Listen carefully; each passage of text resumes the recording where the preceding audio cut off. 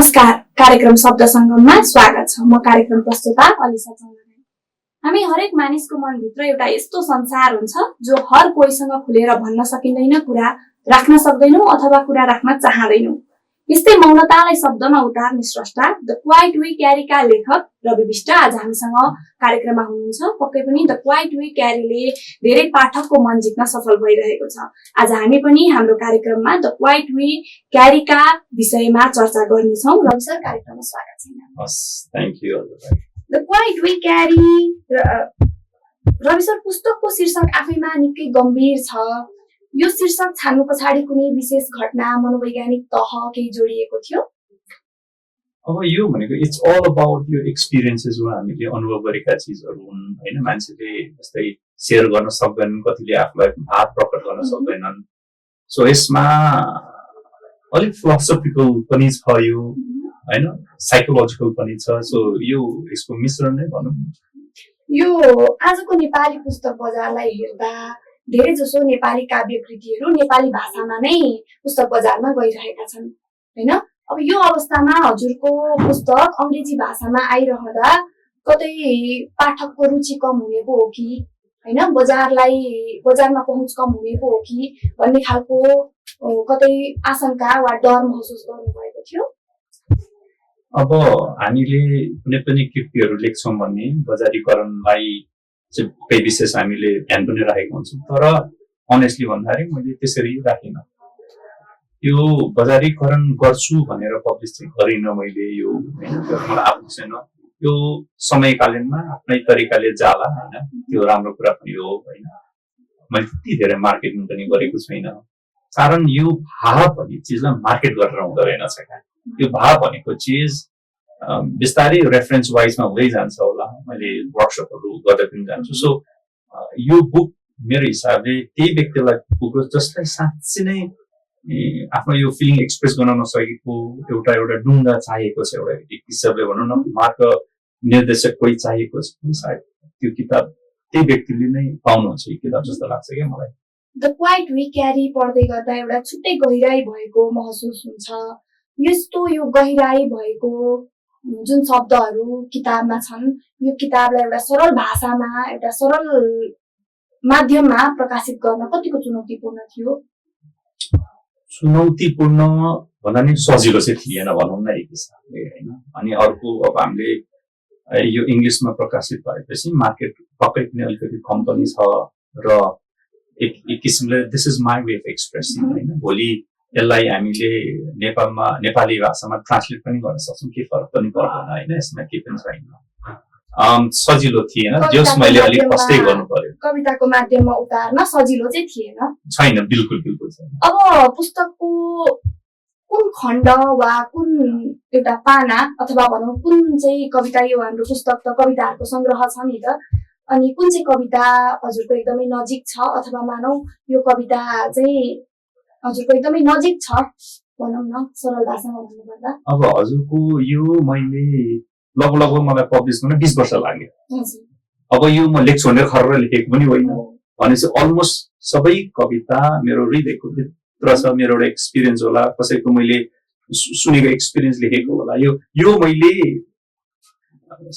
हजारौं जनाको आवाजलाई प्रकट गरिरहेको छु। त्यही भएर यो सबले मलाई फिलिङ चाहिँ आउँछ। तर एक दुईवटा अब त्यस्तै भन्नु पर्यो भने चाहिँ म एकदम नेचर इन्सपायर्ड मान्छेको कारणले नेचरको चाहिँ एउटा स्लगको चाहिँ साह्रै भित्र मलाई मन छुन्छ।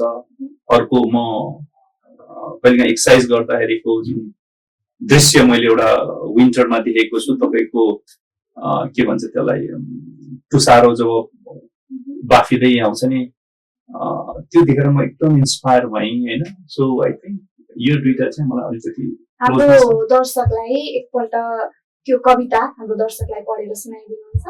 स्योर। हाम्रो यहाँ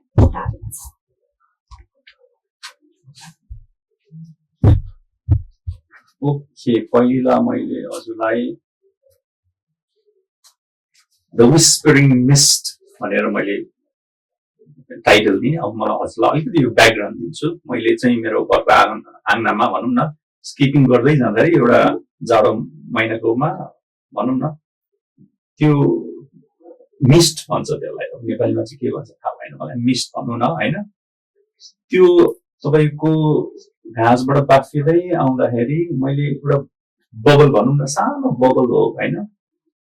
अनि एक किसिमले के भन्दा म एकदम त्यसले मलाई तान्यो क्या। अनि म त्यहाँ गएर मजाले हेरेँ, साह्रै राम्रो दृश्य लागेको मलाई होइन। अनि हामीले त नेचरलाई हेर्न छोडेछौँ, हामीसँग समय रहेनछ। अनि मैले त्यो जुन घामको किरण, त्यो एउटा बबल भनेको तपाईँको 10 माइक्रोमिटर हुन्छ भनौँ न, त्यहाँभित्र त्यो घामको किरण ट्र्याप भएको हुन्छ। अनि मलाई कता कता भित्र लाग्यो कि त्यो 2 सेकेन्ड भित्रमा पनि त्यो मिस्ट बाफिहाल्ने हो क्या। तर मैले त्यो घामको किरण तड्केको जस्तो फिलिङ भयो क्या मलाई। अनि मैले भित्र सम्झेँ हाम्रो जिन्दगी पनि त्यही रहेछ। त्यो हाम्रो जिन्दगी भनेको त्यो कुनै पनि दुःख पीडा हामीमा जुन आउँछ नि, त्यो भनेको त्यो बबल भित्र भएका त्यो पीडा जस्तो त्यो 2 सेकेन्डमा फुट्छ नि। तर हामीलाई कति भार लाग्छ, हामी आतुर हुन्छौँ, हामी प्यानिकी हुन्छौँ होइन, हरेक किसिमको हुन्छ। तर आखिर त्यो गई पनि सिद्धि पनि हाल्छ नि, कुनै कुरा पनि रहिरहँदैन नि। हो, त्यहाँबाट इन्सपायर भएर लेखेको चाहिँ एउटा छोटो पोइम चाहिँ द विस्परिङ मिस्ट भनौँ। त्यो विस्परिङ मिस्ट भनेको त्यो मिस्टले मलाई सुस्किएर केही हालिरहेको त्यो कानमा, त्यो मैले बुझ्न सकेर मैले लेखेको। जस्तै a ray of light trapped in the early morning mist, a ray of light trapped in the early morning mist, a bubble of 10 micrometers holds the grandeur of delicacy.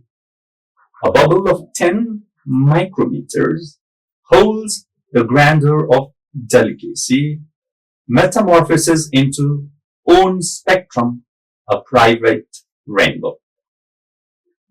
The sun agonizes to lose its rays. It may last only seconds, yet it gently whispers, a stunning tapestry of nature's art, patient, simmering, serene. अब हाम्रो दर्शकलाई यो कविताको भाव पनि सरल भाषामा भनिदिनुहोस् न। ओके, यो पोइमले के भन्न खोजिरहेको छ भन्दाखेरि, अब हुन त पोइम भनेको चिज लेख्नुन्जेलसम्म चाहिँ मेरो, पब्लिस भएर कसैले किन्नुहुन्छ उहाँको हो। सो यो पोइम भनेको नै चिज यस्तो हुन्छ कि जसको हातमा पर्छ उहाँले आफ्नो तरिकाले बुझेको नै त्यो सच्चा पोइम हुन्छ।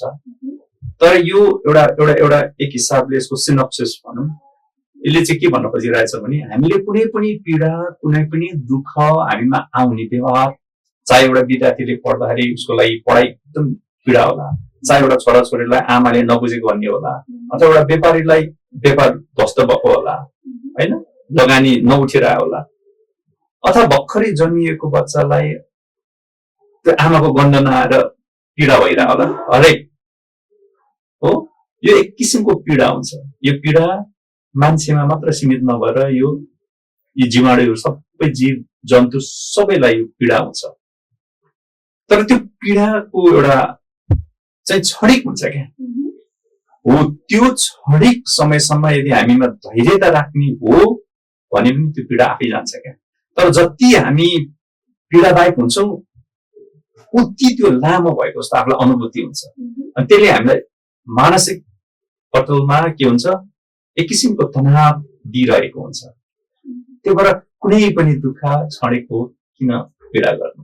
त्यो भनेको बबल मिटर जस्तै नै त हो नि, आफै केही गर्नै पर्दैन क्या, आफै फुस्छ, फुटी पनि हाल्छ नि हो।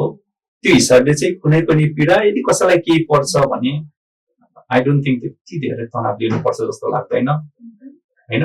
हामीले समयलाई कुर्न सक्नुपर्छ, तर हाम्रो कोसिस कुनै चिज गर्दा पनि जाहिर गर्नुपर्छ। र अर्को भनेको चिज मैले भोलिपल्ट पनि गएर त्यो हेर्न कोसिस गरेँ आइन भन्छु। ब्युटी भनेको चिज हामीले आज हेरेको चिज भोलि ब्युटी अर्कै हुन्छ क्या। सो यसमा ब्युटी प्लस पेसेन्सको पनि कुरा गरिएको छ। साँच्चै नै यो कवितामा त निकै भावना लुकेको रहेछ। पक्कै पनि हाम्रो पाठकले पढ्नुहुन्छ। अब दर्शकवृन्द, अब लागौँ किताबको भित्री खण्डतिर। हाम्रो यो कविताभित्र कविताको एउटा खण्ड छ हलिङ आई लेट इट गो भन्ने कवितामा तपाईँ बारम्बार समयमा नै छोड्न नसकेको आरोप पीडितको काँधमा थोपर्नुहुन्छ।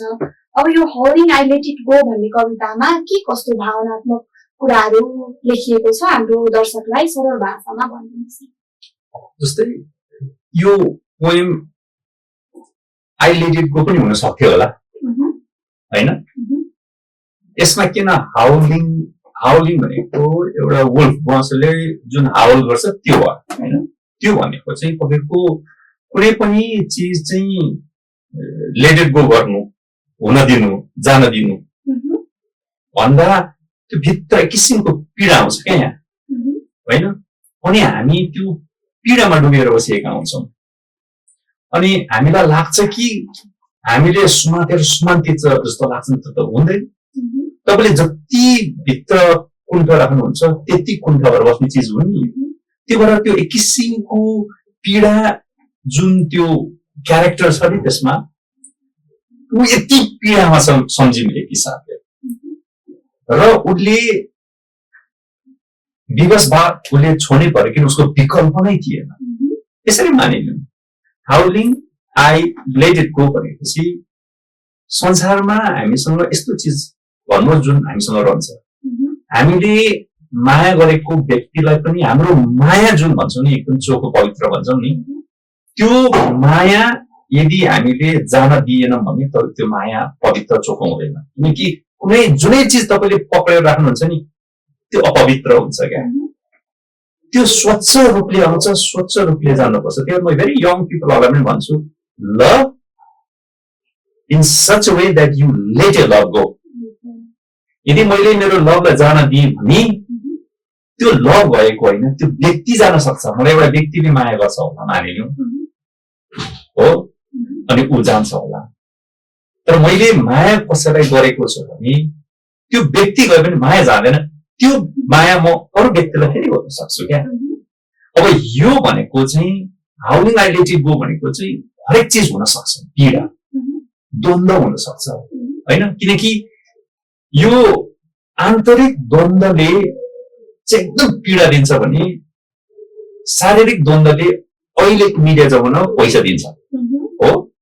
कन्फ्लिक्टमा पैसा देखिरहेको छ त्यो मान्छे सबै। अब अहिले हेर्नुहोस् त बुढाबुढीको झगडा गरे जस्तो भयो भने के हुन्छ? तपाईँ मेरो अलिक झगडा जस्तो गऱ्यो भने के हुन्छ? भाइरल हुन्छ जो सर्ट लिड हुन्छ। त्यो भित्रको द्वन्द्व जब हुन्छ नि त्यसले तपाईँलाई भित्र धमिरा खाँदै गएको हुन्छ हो। तपाईँले जति सम्झिनुहुन्छ त्यति तपाईँलाई पीडा हुन्छ हो। अनि के मात्र हुन्छ भने त्यसपछि तपाईँले के गर्नुहुन्छ भने तपाईँले आफ्नो बाबाआमालाई दोषी देख्नुहुन्छ, तपाईँले आफ्नो टिचरलाई दोषी देख्नुहुन्छ, तपाईँले यति मात्र कि घरमा पालेको पशु पक्षी त्यसलाई पनि दोषी देख्नुहुन्छ। किनकि म आफै भित्र के छु? दोषी छु। दोषी के हिसाबले? ममा द्वन्द्व छ, ममा कन्फ्लिक्ट छ, ममा पीडा छ। यो पीडा यो दुःख नै एक किसिमको मित्र हो नि हो। तर त्यसलाई जान दिनु भनेको चाहिँ त्यो मित्रता हो भन्छु क्या म। त्यही भएर यो पोइममा चाहिँ जो व्यक्तिले भित्र कुण्ठा राखेर बस्छ नि कसैले आएर पनि हुँदैन क्या। तपाईँको लागि मैले श्वास फेर्दै हुन्छ र हुँदैन नि। तर मैले तपाईँलाई भन्न सक्छु हेर्नु श्वास यसरी फेर्नुपर्छ। सक्नु भएन मैले तपाईँलाई हस्पिटल गएर अक्सिजन मास्क लगाइदिनु सक्छु होला। अक्सिजन मास्क लगाएर तपाईँ ब्रिदिङ गर्नु भएन भने त कामै छैन नि। त्यही भएर हामीले एक किसिमले तपाईँलाई यदि फेदैदेखि ढाल्नुभन्दा त्यसलाई जान दिएको के हुन्छ राम्रो हुन्छ।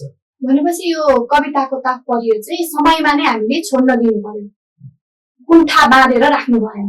हाम्रो यो कविताको तात्पर्य चाहिँ त्यही नै थियो। समय भन्ने कुरा त त्यसलाई अब मान्छेले मलाई चाहिँ 2 वर्ष समय हुन सक्छ, 2 वर्ष मैले रियलाइज गर्न सक्छु होला होइन, कसैलाई 5 वर्षपछि हुन सक्छ होला होइन।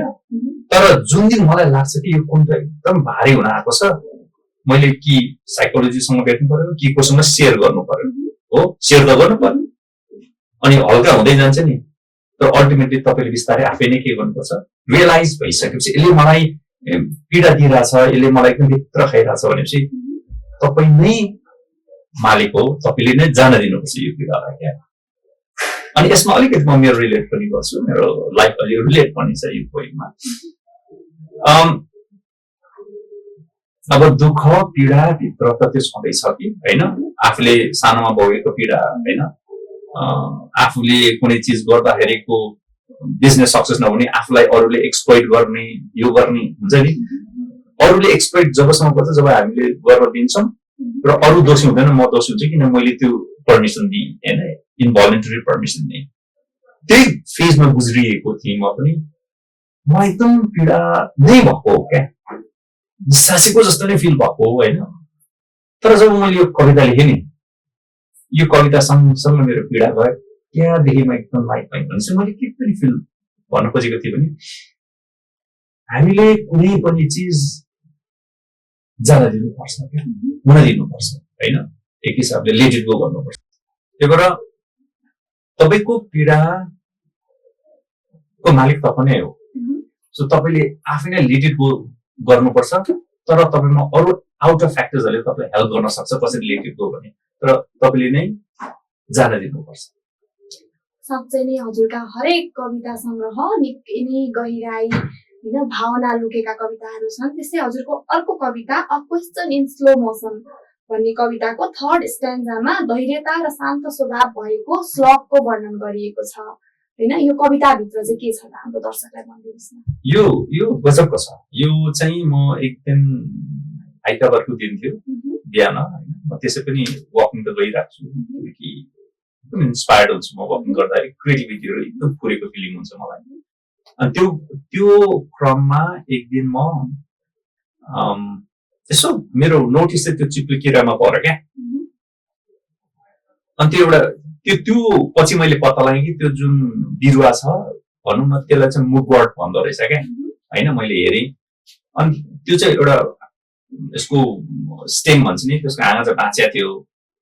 अनि त्यो हाँगामा लड्केर बसेको थियो भने अड्केर बसिरहेको थियो, झुन्डेर बसिरहेको थियो। अनि मैले सोचेँ अब तल आउँछ भनेर सोचेँ, तर त्यो के गर्यो भन्दाखेरि माथि जान्छ, फेरि त्यही हाँगामा आउँछ, माथि आउँछ, जान्छ। मलाई इन्ट्रेस्टिङ लाग्यो। अनि मैले भने अब यो चिप्लो किरा चाहिँ तल भइरो नजान्छ, म कहीँ जान्न भनेर म त्यहीँ बसेर हेरेको गरेँ। मेरो नोटिसमा परेको 45 मिनट्स हुन्छ, त्योभन्दा अगाडि कति थाहा छैन मलाई। 45 मिनट्स लाग्यो उसलाई त्यो सोइलमा जानलाई, त्यो अर्थमा जानलाई क्या। अनि त्यसपछि कथा मैले के सोचेँ भन्दाखेरि के त लेख्नुपर्छ, त्यसले एकदम इन्सपायर गर्यो। तर भित्र लेख भन्छ मनले, तर के लेख्ने नै थाहा छैन। अनि 1 महिना लाग्यो मलाई। त्यसपछि चाहिँ फिलिङ भयो ए चिप्लो किरा त एकदम स्लो हुन्छ, यो हुन्छ हो। अब होइन है, तपाईँको टाइटल हेर्नु, a question in slow motion भनेको कुनै पनि पीडा, कुनै पनि दुःख। अब सोच्नु होला, दर्शकले भन्नु होला कति दुःख र पीडा गरेको, किन यो दुःख पीडा गर्नु भनेको यो एकदम असल मित्र लाग्छ क्या मलाई। त्यो दुःख पीडा नहुने हो भने मान्छे बन्दैन क्या होइन। त्यही भएर त्यसलाई अपनाउन जान्दैनन् मान्छेहरूले। त्यही भएर मलाई मेरो पोइन्ट्सहरू प्रायः त्यस्तो नै छ, किन त्यो कुरा गरेपछि त्यसले मान्छेलाई लाइट फिल गर्छ जस्तो लाग्छ क्या। त्यही भएर त्यो लेख्दाखेरि मैले के फिल गरेँ भने मैले सिकेँ क्या, एउटा लेसन सिकेँ क्या। के सिकेँ भन्दाखेरि तपाईँको कुनै पनि दुःख, कुनै पनि पीडा आउँदाखेरि तपाईँको मानिलिनु तपाईँले एउटा मुभी हेर्दै हुनुहुन्छ, तपाईँले स्लो मोसन गर्नुभयो भने त्यो हरेक स्टेपहरू देख्नुहुन्छ नि हो।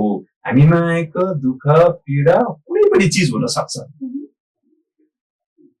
त्यो पीडा वास्तवमा हामीले पीडा हो भनेर जब सोध्छौँ नि अनि पीडा हुन्छ क्या। तर त्यसलाई बिस्तारै स्लो मोसनमा हेर्नु त, त्यो स्लो मोसन भनेको कुनै पनि पीडालाई जानलाई समय लाग्छ नि। त्यो स्लो मोसन भनेको प्यानिक नभइकन धैर्य हुनुभयो भने फेरि हुन्छ नि, त्यो पीडा आफै जाँदै पनि जान्छ, तपाईँमा एउटा त्यसको सल्युसन्सहरू पनि आउँदै पनि गर्छ क्या। त्यही भएर यहाँ धैर्यता भनेको हाम्रो हरेक श्वास प्रश्वासमा धैर्यता छ होइन, हरेक चिज गर्दा धैर्यता छ। त्यही भएर मैले त्यो चिप्लो किरा हेर्नु न, त्यो 45 मिनट्स भित्रमा सर्कल गर्दाखेरि न त्यो चिप्लो किरामा मैले पीडा देखेँ न के देखेँ। त्यो इमोसन्स हुन्छ नि हाम्रो, त हामी त कुनै चिज भएन भने त प्यानिकी हुन्छौँ, एकदम हुन्छ नि, रातो पिरो हुन्छ नि, त्यो केही देखेन मैले।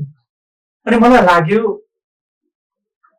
एउटा चिप्ले किरा चाहिँ 45 मिनट्स भनेको यसको लाइफ, एभरेज लाइफ कति हुन्छ भन्दाखेरि लगभग 1.5 वर्ष 2 वर्ष हुँदो रहेछ फेभरेबल कन्डिसनमा होइन।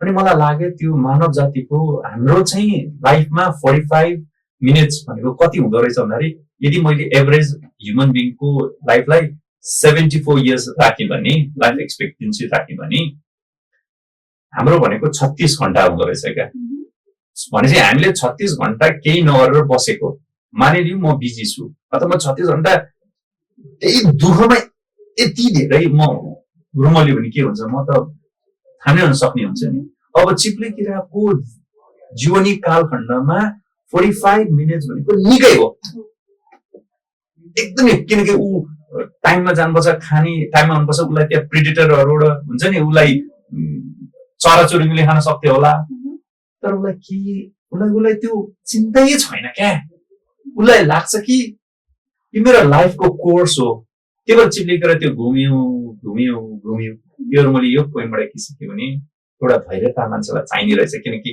ऊ धैर्य धारणले गयो अनि अर्को त्यो घुम्यो त्यो सर्कल हुन्छ नि जिन्दगी स्ट्रेट लाइन होइन रहेछ क्या यो चाहिँ के रहेछ जिन्दगी घुमाउरो रहेछ अनि यो घुमाउरोमा के रहेछ आनन्द रहेछ भन्ने कुरा यो चिप्लेबाट मैले सिकेँ र मलाई त्यही कुरा सिकायो हजुरको हरेक कवितामा एउटा लाइफ लेसन लुकेको छ होइन एउटा सानो स्लग एउटा चिप्ले किरामा चाहिँ धैर्यता होइन मानिसले जुन प्यानिक गर्छ त्यस्तो स्वभाव नराखिकन एउटा शान्त स्वभाव राख्नुपर्छ भन्ने खालको एउटा लाइफ लेसन दिएको छ त्यस्तै हजुरको अर्को कविता हामीले चाहिँ हजुरको पछिल्लो अन्तर्वार्तामा पनि कथा सुन्दाखेरि चाहिँ लक्की द क्रो भन्ने कविता चाहिँ बेस्ड अन ट्रु स्टोरी भन्ने हामीले सुनेका थियौँ यसको चाहिँ के छ यसको हामीलाई थोरै भनिदिनुहोस् न लकी द क्रो भन्ने चाहिँ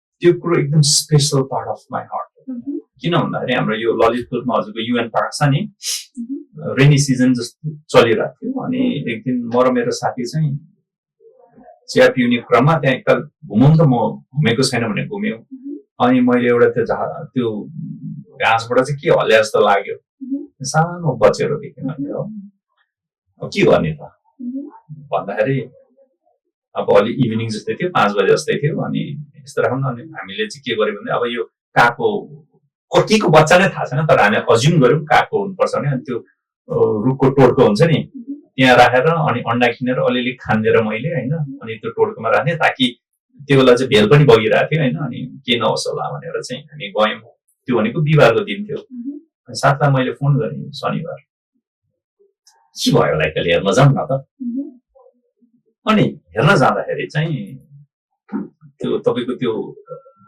मसिनो तपाईँको रेड आर्ट हुन्छ नि त्यो रातो कमिला मसिनोले अलिअलि टोकिरा अनि यसो चलाइ तिनै रहेछ होइन बाँचेको रहेछ भनौँ न भनेपछि मैले हामीले त्यो दुईटा जे अन्डाको त्यो हालेको थियौँ दुईटा के भन्छ त्यसलाई पिसेस भनौँ न होइन बाँचे चाहिँ रहेछ अनि भन्यौँ ल साथी अब के तैँले लानु पर्यो कि मैले लगेर राख्छु भने साथीले अब ऊ त एकदम डग लभर पनि म लगेर राख्छु नि भन्यो अनि उसले पाल्यो भनौँ न अनि पाल्ने क्रममा उड्ने भइसकेको त सबै भइसकेको थियो अनि त्यो चाहिँ छिमेकीको कुकुरले टोकेर 4-5 दिनमा बित्यो होइन जब मेरो साथी एकदम पीडामा देखेँ कि मैले किनकि उसले बोलाउँदा लक्की भनेर बोलाउँदा आउने गर्ने हुन्छ नि एकदम त्यो भइसकेको थियो क्या अनि उसको छोरी त आफ्नो छोरी भइहाल्यो सेकेन्ड छोरी यो थियो भनेर कान्छी छोरी भनेर राखेको थियो अनि आउँथ्यो एकदम गर्थ्यो अनि त्यो साथी यति पीडित भयो कि यति अट्याच भएको थियो कि अनि मलाई उसलाई त्यो दुःख पीडा देख्न नसकेर मैले उसको लागि लेखेको पोइम हो यो चाहिँ अनि यसमा चाहिँ हामीले यो कविता पढ्दै जाँदाखेरि चाहिँ मानवमा भएको अहिले त कस्तो छ भन्दाखेरि मान्छे चाहिँ धेरै अमानवीय व्यवहारहरू गर्ने होइन त्यस्तो खालको चाहिँ अहिले बढ्दै गएको छ नि त यो कविता लेख्दाखेरि चाहिँ यो कविताभित्र मातृत्व अपनत्व होइन बिछोड र मृत्युको असहाय समवेदना बोकेको देखिन्छ यसै विषयमा हामीले हजुरको पूजनीय आमासँग पनि छोटो संवाद गरेका छौँ यो संवाद यस प्रकार छ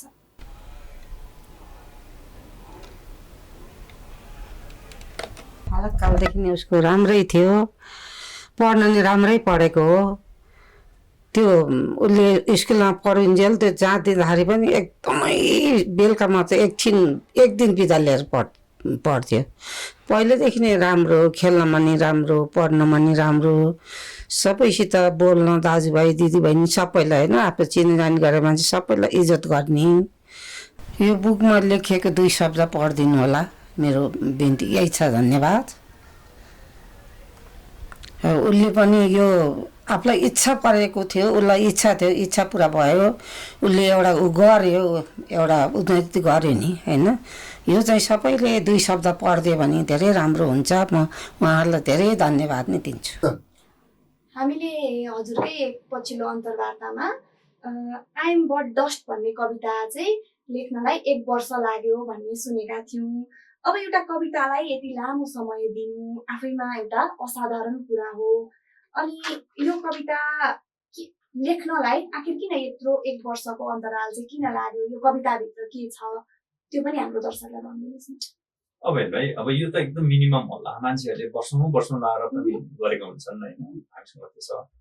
अब यो भनेको म पोइम लेख्छु भनेर खर्र लेख्ने कुरा आएन, एउटा भावनासँग हुन्छ, एउटा समय परिस्थितिहरूसँग हुन्छ होइन।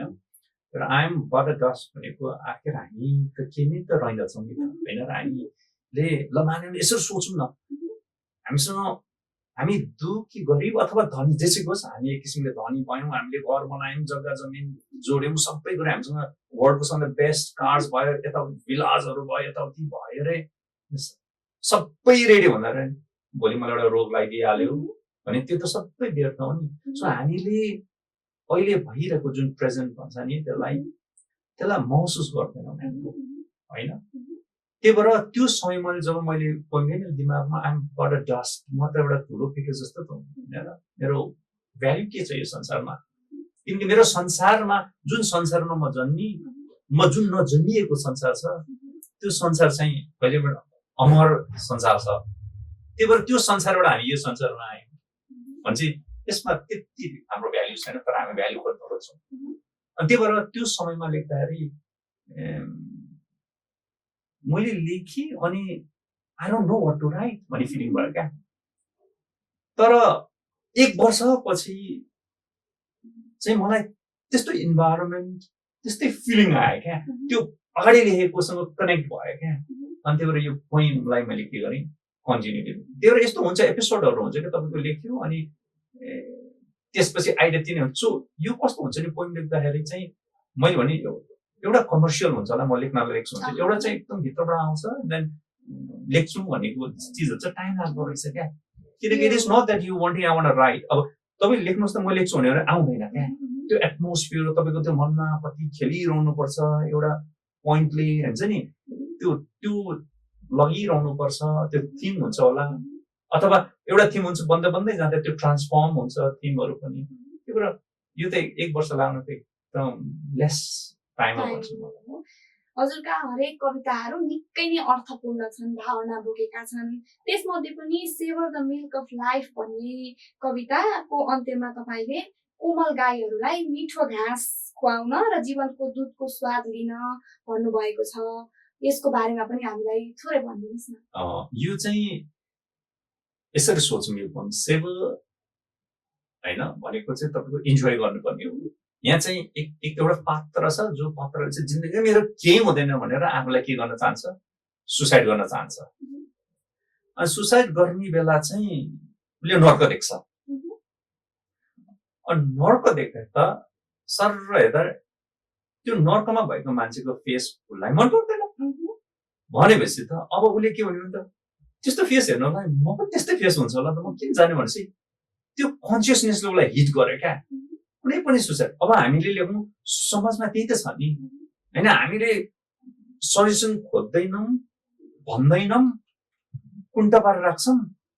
अब मेरो के विकल्प छैन भने हामी एन्ड गर्न खोज्छौँ नि, त्यो एउटा कन्डिसन हो, यो परिस्थिति हो। अनि जब त्यो फिलिङ हुन्छ उसलाई के लाग्छ भने अरे म वास्तवमा किन मर्नु पर्यो क्या, म किन मर्नु पर्यो भन्दाखेरि चाहिँ एउटा रियलाइजेसन हुन्छ, जिन्दगी त जिउने रहेछ नि त होइन र।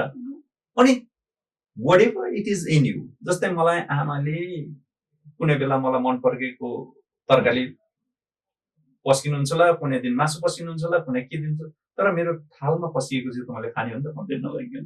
वास्तवमा जुन दिन म कम्प्लेन गर्न थाल्छु त्यसलाई म कम्प्लेन बक्स बन्दै जान्छु, त्यो भने असन्तुष्टि हुन्छ हो। त्यो हिसाबले लाइफमा हरेक किसिमको प्लेटमा खाना सब्जी भने जस्तै पीडा हुन सक्छ। तपाईलाई एक हिसाबले भनौँ पढ्दाखेरि तपाईँलाई एकदम निकै कठिनाइ भयो, तपाईँले राम्रो अङ्कले उत्तीर्ण हुन सक्ने एउटा यो पीडा भयो। अर्को के भयो, तपाईँको एउटा रिलेसनसिप थियो होला, त्यसमा दरार आयो। अर्को हुनसक्छ तपाईँको फ्रेन्ड जुन मिल्ने थियो उसले तपाईँलाई धोका दिनु सक्छ, अथवा तपाईँले दिएको हुन सक्छ हो, अथवा तपाईँ हिँड्दा लडेको हुन सक्नुहुन्छ होला, अथवा तपाईँले कोही बित्यो भनेर तपाईँले त्यो समाचार सुन्नुहुन्छ। यो त हरेक किसिममा आउनुहुन्छ नि। हिँड्दा पार्टीमा जाँदै हुनुहुन्छ, एउटा गाडी लिएर तपाईँलाई झ्याममा पानीले खोरबानीले हान्थ्यो, यो पनि एक किसिमको दुःखै त हो नि, रिजन त हो नि हो। यो भनेको एक किसिमको रियलाइजेसन हो। अब त्यो रियलाइजेसन भनेको चाहिँ त्यही भएर जब त्यो व्यक्तिलाई रियलाइजेसन हुन्छ, save the milk of life भनेको नै त्यही हो। भनेको एउटा गाईले तपाईँले हरियो खर्चमा लानु त गाईलाई कम्प्लेन गर्दैन क्या, उसले मजाले चरेर बस्छ, आनन्द लिएर बस्छ नि। जिन्दगी वास्तवमा यति हाम्रो भित्री आँखाले हेर्ने हो नि, साँच्ची नै यो संसार हरियो खर्क जस्तो छ, हाम्रो जिन्दगी खर्क छ क्या होइन। त्यही भएर लाइफलाई त जिउमा किन हामी नकारात्मक तरिकाले जान्छौँ त? वाइ टु मैले लाइफ एन्ड गरेको दिन त मलाई थाहा नै हुँदैन म बाँचेकोदेखि मरेको थिएँ। So you have this beautiful life होइन र, जस्ट लिभ इट। तपाईँको यो सास कति छ हो, मैले 5 मिनट 2 मिनट यस्तो गर्ने छ चहित हुन्छु म। सो वाइ नट लिभ भनेपछि हो, त्यो जुन व्यक्तिको सुसाइडल थट आउँछ उसले रियलाइज गर्छ हो, अनि उसले चाहिँ उसको एउटा भोइस हुन्छ, साँच्चै नै मिठो यो हरेक कविता हजुरको चाहिँ अर्थपूर्ण होइन, भावना बोकेका, साँच्चै नै सुनिराखौँ लाग्ने खालको छ। अब यो द क्वाइट वी क्यारी भन्दा बाहेक चाहिँ हजुरको कृतिहरू हामीले पढ्न पाउँछौँ चाँडै भावी हाम्रो भविष्यमा, निकट भविष्यमा कि कस्तो के छ? मेरो एउटा अहिले कस्तो मुभमेन्टमा म लागिरहेको छु भन्दाखेरि संसार द्वन्द्वमा चलिरहेको छ। त्यो संसार फिजिकली यो संसार पनि द्वन्द्व, हामीमा भित्र भएको एउटा भित्र आत्मीय संसार पनि द्वन्द्वमा चलिरहेको छ। र त्यो द्वन्द्वले मान्छे आय आर्जन गरिरहेछ। जस्तै वर्ल्ड वारको कुरा गरौँ, वर्ल्ड वार हुनुमा कति फाइदा छ, त्यसमा पैसाको कुरा आउँछ। अब मेरो चाहिँ अलिकति एन्टी द्वन्द्व रेभोल्युसन छ। त्यही भएर मैले दुःख पीडाको गर्नु भनेको चाहिँ संसारमा दुःखै पीडा मात्र छ भन्नु खोजेको होइन, छ त के त। सो वाट, हामीले कुनै चिज हासिल गर्छौँ भने द्वन्द्वले नै हासिल गर्नुपर्छ भन्ने छैन, त्यसमा अरू तरिका छ। द्वन्द्वले हासिल गर्दाखेरि हासिल नहुँदा मान्छे एकदम पीडा हुन्छ, त्यसै द्वन्द्वमा फस्दाखेरि मान्छेलाई त्यसरी पीडा हुन्छ, अझ त्यो हासिल नहुँदा त्यो पुरै छोडिदिउँ भनेपछि कुनै पनि चिज हामीले सही ढङ्गले गर्न सक्छौँ। त्यो द्वन्द्व आमा छोराको हुनसक्छ, त्यो द्वन्द्व जसको पनि हुनसक्छ क्या हो, त्यो द्वन्द्व मेरो छिमेकीसँग हुनसक्छ होला। त्यही भएर मलाई चाहिँ अर्को कृतिहरू पनि मेरो यस्तै रिलेटेड हुन्छ, किनकि मैले संसारमा एउटा रोल खेल्नु पर्यो भने संसारमा एउटा पोजिटिभ लेन्स लगाएर नेगेटिभलाई पनि पोजिटिभले हेर्नु आउँछ होइन, त्यो भोग्ने हो, गर्ने हो। अहिले हाम्रा इष्टमित्रहरू छन्, असल इष्टमित्रहरू बनाइयो भने त उनीहरूले पनि हामीलाई मद्दत गर्छ। एउटा अरू कृति पनि छ, मैले लेख्दै पनि छु र आउँछ पनि चाँडै पनि आउँछ। हाम्रो यो क्वाइट वी क्यारी भन्दा बाहेक पनि हामीले यस्तै मिठा रचनात्मक कविता अथवा कुनै पनि कृतिहरू चाहिँ हामीले निकट भविष्यमा पक्कै पनि पढ्न पाउनेछौँ। रवि विष्टको त्यो पक्कै पनि अब के पढ्न पाउनुहुन्छ भने त्यसलाई अलिक सस्पेन्स राखौँ होइन, त्यो आउँछ तर चाँडै पनि बजारमा आउँछ। अहिले आफ्नो दैनिक क्रियामा मानिसहरू निकै भागदौडमा छन् होइन, आफ्नै संसारमा बुलिरहेका हुन्छन्, आफ्नो भावना लुकाउनलाई अभ्यस्त भइरहेका छन् आजभोलिका मानिसहरू। तपाईँको पुस्तकले लुकेका कुराहरू बाहिर ल्याउन मानिसलाई कसरी चाहिँ मद्दत गर्छ होला, कसरी मद्दत गरिरहेको छ होला त, यसको बारेमा के भन्नुहुन्छ? कति मिठो हँसिलो प्रश्न गर्नुभयो। अब एउटा कुरो चाहिँ के तय हो भन्दा मेरो यो किताब द क्वाइट वी क्यारी भनेको हामीमा हरेक भित्र by title is suggest that हामीभित्र त्यो सुख दुःख मात्र होइन, हामीसँग सुख पनि हुन्छ, सुख पनि कहिले बाँडी पनि हाल्दैन होइन। त्यो द्वन्द्व त्यो भित्र जे छ त्यो चाहिँ मान्छेले हरेक फर्ममा के गर्न सक्छ, एक्सप्रेस गर्न सक्छ क्या, हरेक फर्ममा एक्सप्रेस गर्न सक्छ। नट नेसेसरीली मैले लेखेर मात्र पनि होइन। त्यही भएर योले चाहिँ हाम्रो अडियन्सहरूलाई चाहिँ रिडर्सहरूलाई चाहिँ कता कता उहाँहरूको भावना पनि उहाँहरूलाई पनि भोइस दिइरहेछ हुन्छ नि, उहाँहरूलाई पनि भोइस प्रोभाइड गरिरहेछ कि हे यु नट अलोन। यो फिलिङ्स भनेको मेरो मात्र होइन, यो फिलिङ्स भनेको सयौं व्यक्तिको फिलिङ्सहरू छन्, एकदम भावनाहरू छन्। यो भावनाले तपाईँलाई के गर्छ, यसले तपाईँलाई पनि आउटस्पोकन हुन बनाउँछ। आउटस्पोकन भनेको सबैलाई भन्दै जाने पनि होइन, तपाईँले एक्सप्रेस गर्न सिक्नुहुन्छ होला, सायद तपाईँले हेर्ने नजरिया परिवर्तन गर्न सक्नुहुन्छ होला। पीडा सायद तपाईँले पीडा भन्ने चिज त सबैलाई हुँदो रहेछ हो, सो म कसरी एक्सेप्सनल हुन्छु भन्नेको एउटा तपाईँको रियलाइजेसन पनि हुन्छ क्या। यो होइन कि मैले सेयरै गर्नुपर्छ भन्ने कुरा होइन, एक किसिमको रियलाइजेसन पनि हुन्छ।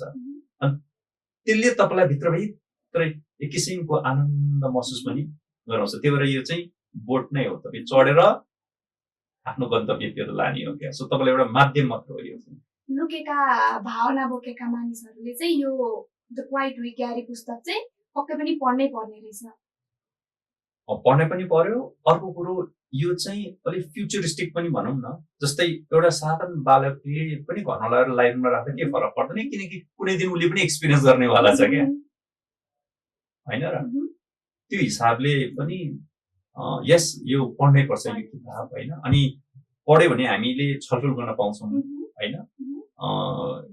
मेरो मात्र किताबको कुरा गरिरहेको छैन मैले, हरेक किताबले केही न केही हामीलाई सिकाउन खोजिरहेको हुन्छौँ। हामीले कसरी पढ्छौँ, यसलाई कसरी अभ्यास गर्छौँ, त्यो चाहिँ एकदम इम्पोर्टेन्ट हुन्छ भनौँ न। दर्शकवृन्द, हामी कार्यक्रमको अन्तिम चरणमा पुगिसकेका छौँ। हजुरसँग गरेको मिठो संवादले समय बितेको पत्तै भएन। दर्शकहरूलाई अब के भन्न चाहनुहुन्छ त अन्तिममा यो किताबको बारेमा, अथवा त्यो बाहेक अन्य कुराहरू पनि हाम्रो दर्शकलाई के भन्न चाहनुहुन्छ? यो पढ्नै पर्छ किनकि मैले लेखेको भन्ने होइन। अहिले हिसाबले हो यो किताब पढ्नुहोस्, यसले तपाईँले खोज्नु भएको आन्सरहरू पाउनलाई मद्दत गर्छ।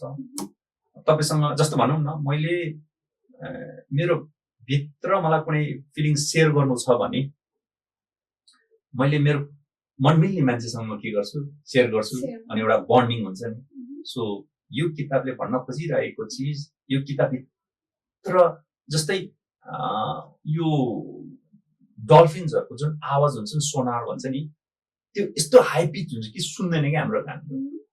यो बुकको आवाज पनि त्यति हाई पिच छ होइन। हामीले त्यो सुन्नलाई पढ्नु पर्यो। कता कता तपाईँहरू कनेक्ट हुन्छ, तपाईँको आवाज त्यहाँ लुकेको हुन्छ, त्यसले भन्न खोजेको आवाज तपाईँसँग मिल्नुहुन्छ। त्यही भएर I would suggest my audience to of course go through the book, read the book हैन। यो मात्र हैन कि if you like it, एउटा पोजिटिभ के हुन्छ नि, gift your friends to, you are helping someone to read, to be connected। मलाई मन पर्यो भन्दामा मलाई राख्ने भन्दा नि I would gift to somebody else too हैन। I think that would be a wonderful। दर्शकवृन्द, अब हामी कार्यक्रमको अन्तिम चरणमा आइपुगेका छौँ। रवि सर, हजुरसँग गरेको मिठो कुराकानी नै समय बितेको पत्तै भएन। अब अन्तिममा हाम्रो दर्शकलाई यो किताबको बारेमा त्यो बाहेक अन्य कुराहरू पनि केही भन्न चाहनुहुन्छ?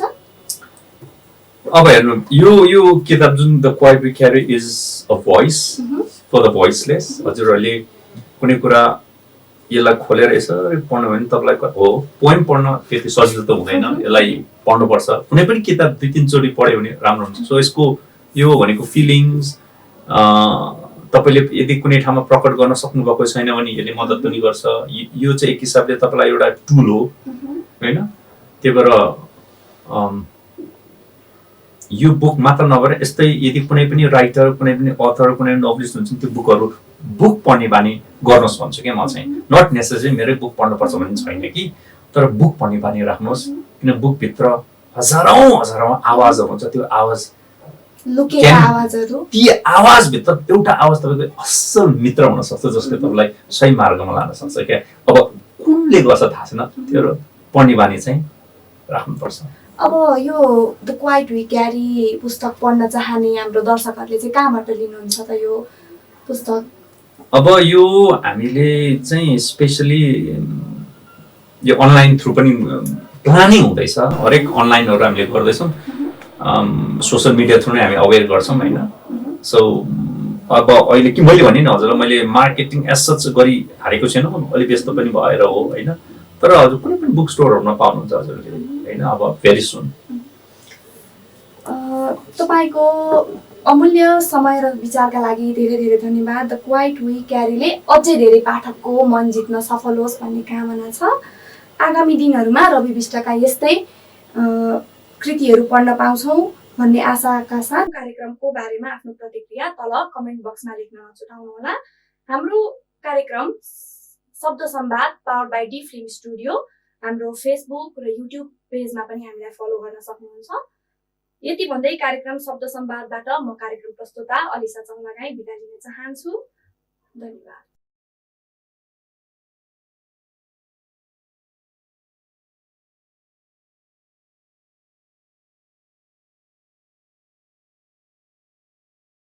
डी फिल्म स्टुडियो र शब्द सङ्गमको टिमबाट हाम्रो लेखक रवि विष्टलाई हाम्रो सानो मायाको चिनो छ दिन चाहन्छौँ thank you very much thank you sir अनि पनि I would like to welcome thank D film studio मलाई यहाँहरूले एउटा समय दिनुभयो आफ्नो विचार प्रकट गर्न एउटा समय दिनुभयो र मौका दिनुभयो त्यसको लागि thank you very much thank you sir हामीलाई स्पोन्सरको लागि शब्द सङ्गम र डी फिल्म स्टुडियोको स्पोन्सरका लागि पनि हाम्रो तल लिङ्कमा सम्पर्क गर्न सक्नुहुन्छ साथै हाम्रो अफिस एनबिटिसी मल कलङ्कीमा रहेको छ यहाँ पनि भिजिट गर्न सक्नुहुन्छ धन्यवाद